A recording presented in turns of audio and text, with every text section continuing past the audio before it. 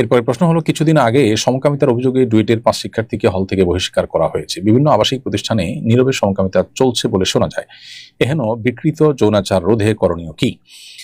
আমরা অনেকেই আসলে বিষয়টা অবগত আছি। খুবই দুর্ভাগ্যজনকভাবে বাংলাদেশে সমকামিতা এবং বিকৃত যৌনতা এটাকে পুশ করবার চেষ্টা করছে এদেশে বিদেশিদের এজেন্ডা ধারক কিছু এনজিও। ঠিক একইভাবে এই সমস্ত এনজিওগুলো আমাদের দেশের পলিসিতে, আমাদের দেশের পেপারসে, বিভিন্ন ফরম ইত্যাদিতে তারা এই বিষয়টাকে নর্মালাইজ করার চেষ্টা তারা করছেন। বাংলাদেশের প্রচলিত আইনে আমরা জানি সমকামিতা অপরাধ এবং দণ্ডনীয় অপরাধ, শাস্তিযোগ্য অপরাধ। তো এরকম অপরাধ কর্মকে স্বাভাবিক করার চেষ্টা যারা রত আছে তারা এদেশের শত্রু ছাড়া বন্ধু হওয়ার কোনো প্রশ্নই থাকতে পারে না। এবং বিভিন্ন শিক্ষা প্রতিষ্ঠানে এই বিষয়গুলোকে যারা স্বাভাবিককরণের চেষ্টায় রত আছে তাদের বিরুদ্ধে আমাদের প্রত্যেককে সামাজিকভাবে প্রতিরোধ গড়ে তোলা দরকার, তাদেরকে আইনের মুখোমুখি করা দরকার। এবং এই ধরনের ঘটনা আমাদের সমাজকে ধ্বংসের দিকে নিয়ে যেতে পারে।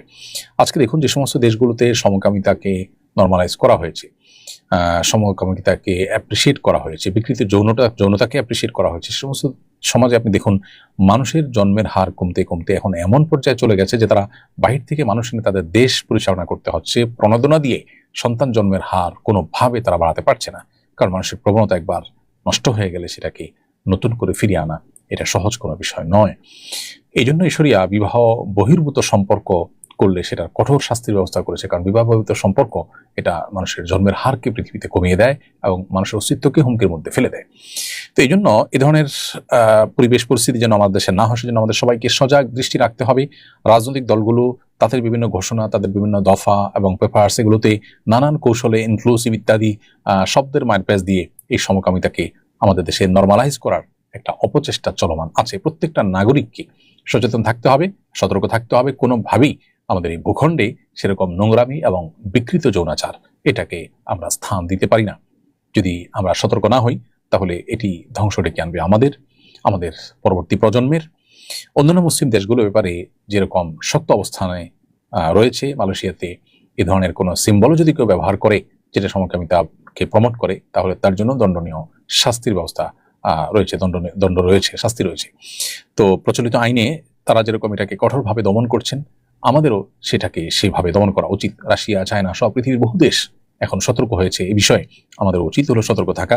পশ্চিমা যে সমস্ত দেশগুলো ইতিমধ্যে এই বিকৃতির জোয়ারে গা ভাসিয়েছে, সে সমস্ত দেশেরও সচেতন মানুষগুলো, অভিভাবকরা রাস্তায় নেমে আসছে তাদের সন্তানকে এদেরকে বাঁচাবার জন্য, তাদের সমাজ এবং পরিবারকে বাঁচাবার জন্য।